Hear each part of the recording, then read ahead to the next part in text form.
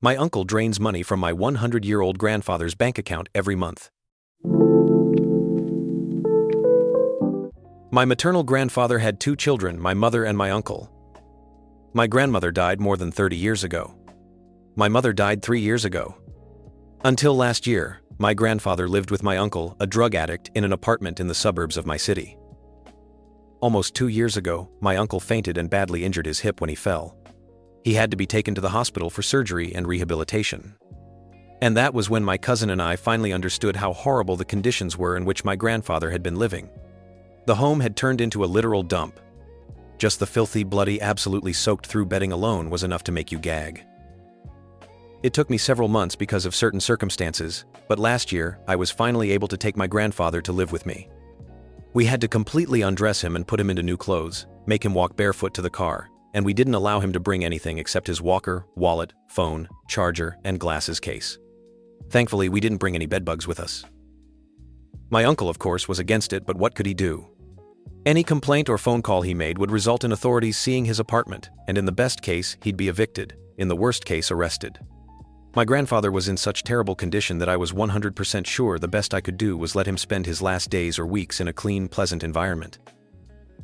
Instead, he went from size M to size XL, celebrated his 100th birthday, and is still alive and energetic. With my uncle, he always said he wasn't hungry. But once no one was telling him that there's no money for food, he suddenly had a completely normal appetite.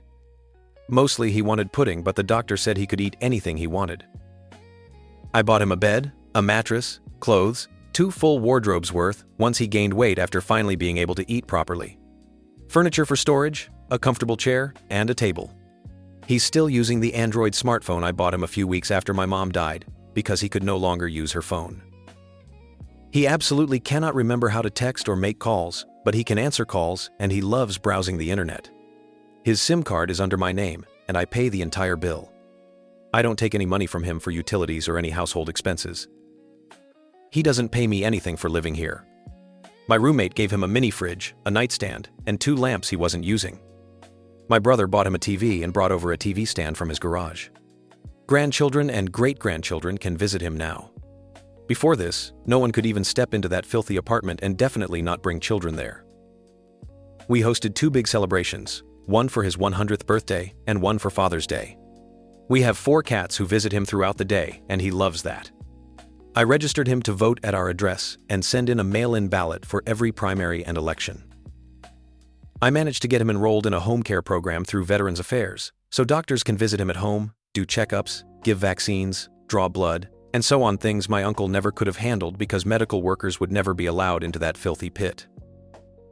A social worker also came to record his end-of-life wishes.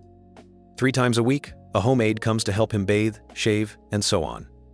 And they connected us with a podiatrist who does home visits for elderly toenail care.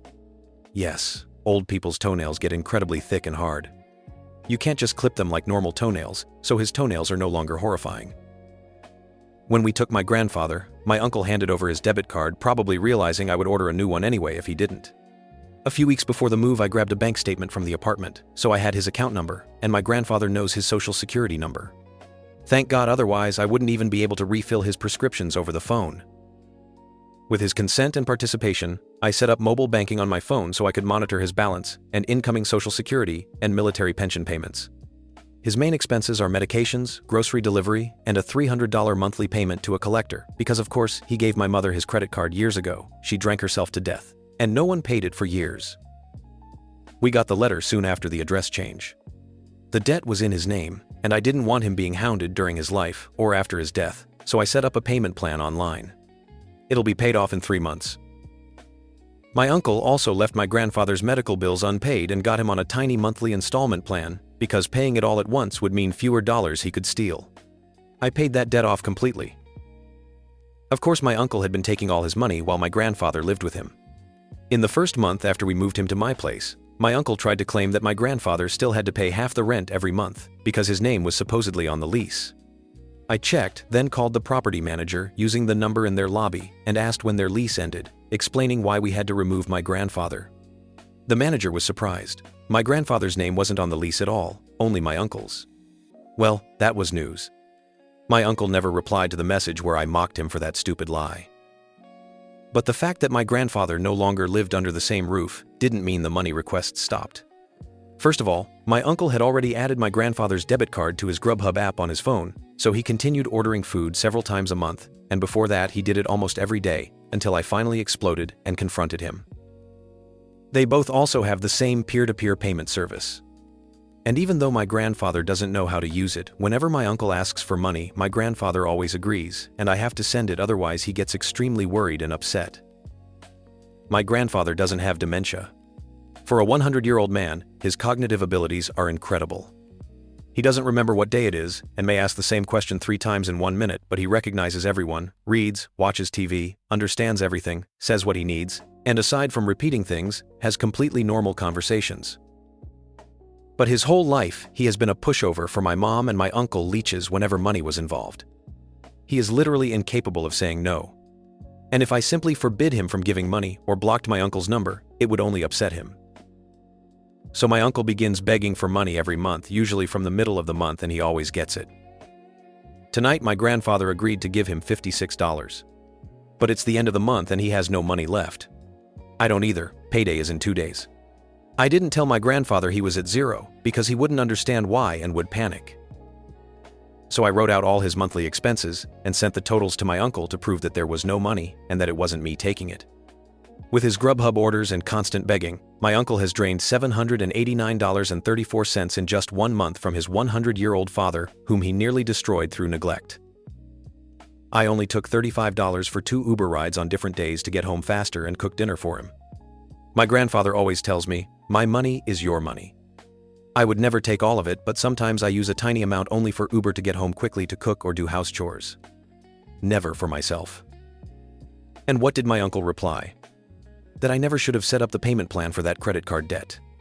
They'll never go after a 100-year-old man, he said. Never paying bills is my uncle's life philosophy. When an electricity bill came while he was in the hospital, he said, "Just throw them $50 so they don't shut off the power." Azar. I paid the entire bill, over $200, from my grandfather's card because I didn't believe that's how it works.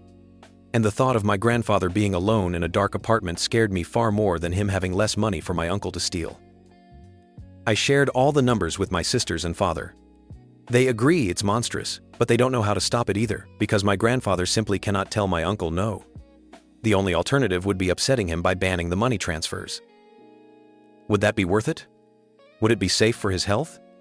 We're not worried about my uncle involving the police or anyone else involving outsiders in his affairs is the last thing he'd risk. What we fear is how it would emotionally affect my grandfather. Right now things are good, but if he started seeing me as the enemy or snapping at me, our living arrangement would become a disaster. It seems like the only way to stop his son, who is draining every drop of life from him, would be something drastic. And people say your children will take care of you in old age. Yeah, sure. There were no further updates about this story.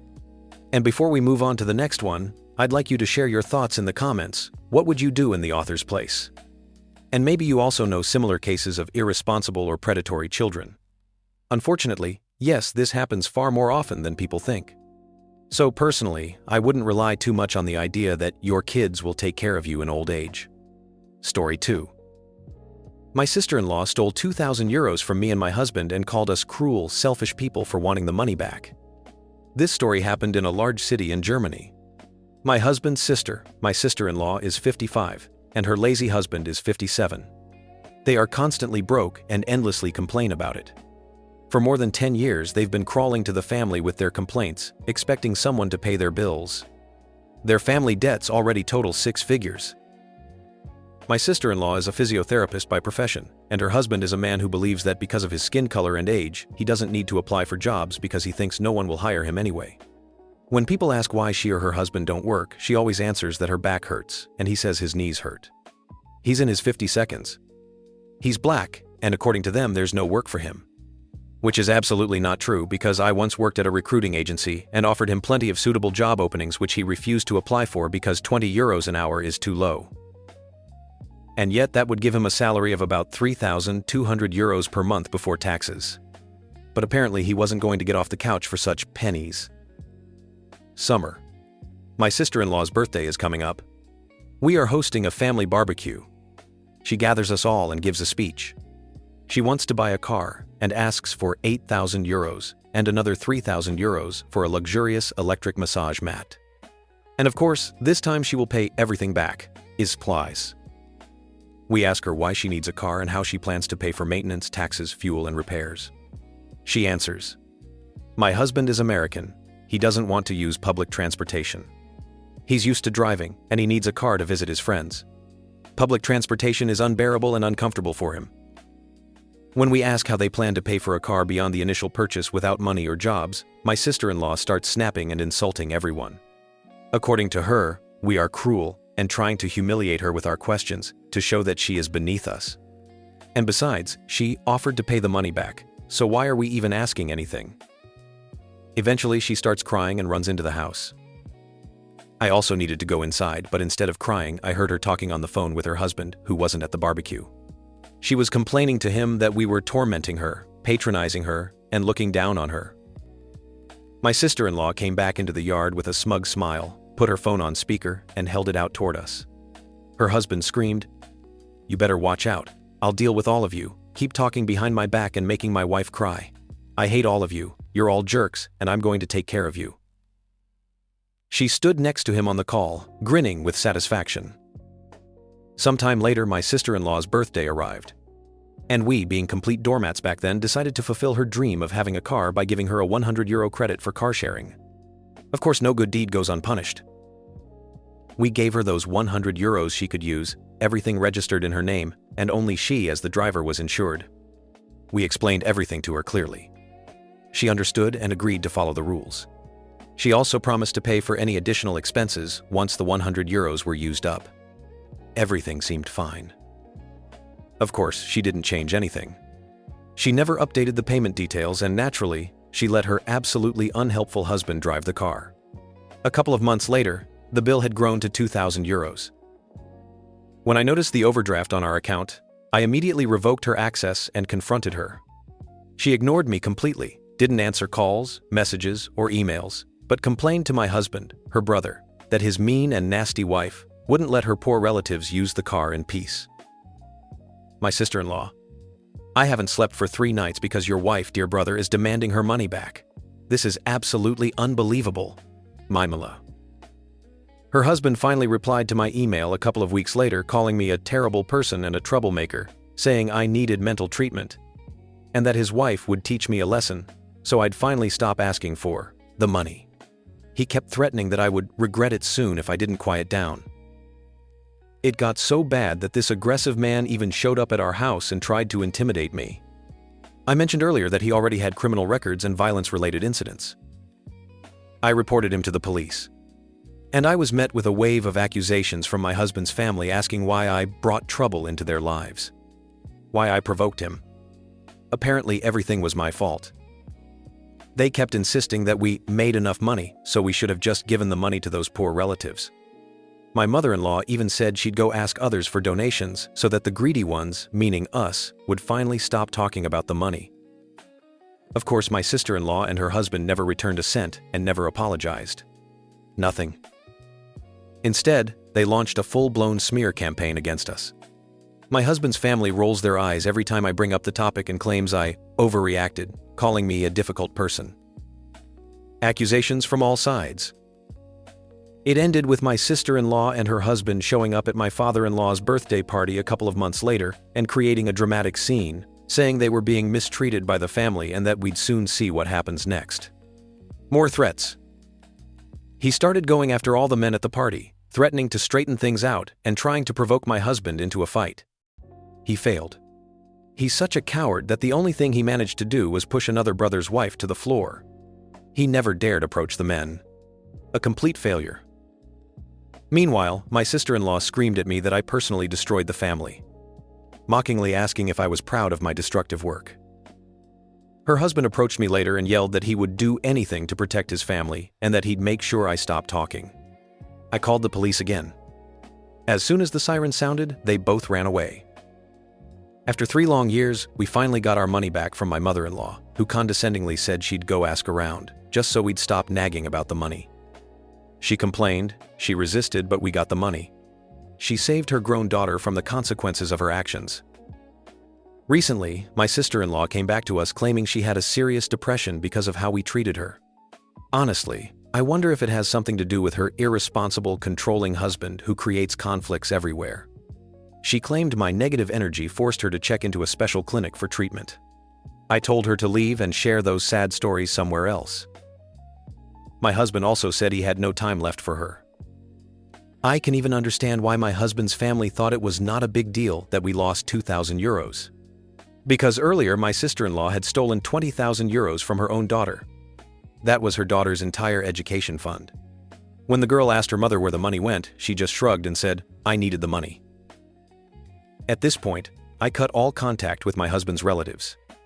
My husband only communicates with a few of them. I'm finally free from these toxic people. Unfortunately, I have to admit that except for my husband, his entire family turned out to be a disaster. They cover theft inside the family, tolerate verbal, physical, and emotional abuse, and constantly switch the roles of victim and aggressor. I will never sit at the same table with them again. Update. The saga still isn't over. Recently, my mother-in-law passed away. My sister-in-law and her husband came to the funeral, even though he had openly told her while she was alive that he didn't love her and didn't respect her. Everyone asked him not to come because he never cared about her. But he proudly barged into the chapel and sat in the front row. The front row was reserved only for close family. My sister-in-law loudly snapped at people who didn't want to see her husband there. "I'm the oldest daughter, I have privileges. I can bring whoever I want." And of course, according to her, she was the only one who had the right to decide how the ceremony should go. Her husband's outfit at the funeral looked like this: a dark blue polyester striped suit, not elegant, more like gangster style. Sunglasses. A bright blue faux fur hat. And a cane with a fake silver top. A cheap, completely inappropriate street pimp style on maximum mode. It seemed like he wanted attention, but everyone had already told him to keep quiet. The funeral itself was calm, except for the fact that the husband didn't even approach the grave. He sat aside, glared at everyone, turned away from people who tried to talk to him, and refused to shake hands. Why did he even come? After the funeral, a small family gathering was planned without my sister-in-law and her husband. But my mother-in-law's older sister, who knew perfectly well that only close family was invited, suddenly decided to invite absolutely everyone who attended the funeral. Of course, my sister-in-law and her husband took that as a personal invitation. Free food, naturally. Since these people have zero sense of decency or manners, my sister-in-law and her younger daughter decided it was appropriate to yell at my husband right outside the burial site because he didn't want her husband at the funeral. Mother and daughter screamed like furies in the middle of the street, demanding. Keep in mind, only 20 minutes had passed since the funeral. The grave wasn't even covered yet. They screamed that my husband must apologize right now for disrespecting the husband of my sister-in-law. And that man? He watched with pride. He enjoyed the drama his wife and daughter were creating in his honor. He finally got the attention he was craving. They kept yelling as they walked toward the gathering place, calling my husband crazy for allowing me to file a police report against their innocent family man. Their 8-year-old daughter treated her uncle who had just buried his mother like garbage. She insulted him, flipped him off, and called him crazy. And the husband watched with absolute satisfaction. 2 psychologists later confirmed that my sister-in-law's husband is not only a narcissist but also a sociopath. And honestly, I consider my sister-in-law partly responsible for her mother's sudden passing. My mother-in-law had lung cancer and already had trouble breathing. 3 days before she died, she called her daughter my sister-in-law and begged her to apologize to me and my husband so peace could return to the family. My sister-in-law screamed at her so harshly that someone had to call an ambulance because my mother-in-law couldn't breathe after the verbal attack. 2 days later, she passed away. And that's all for today, friends. 2 very different stories, yet both showed the same truth. Sometimes the hardest battles come not from strangers, but from the people we once called family. You know, kindness is powerful. But if the wrong people notice it, they start treating it like a free resource, something they can drain without giving anything back. And the moment you draw a boundary, suddenly you become the villain in their story. Thank you for staying with me until the very end. Take care of yourselves and of those who care about you back. You're watching StoryBoar, where real emotions tell real stories.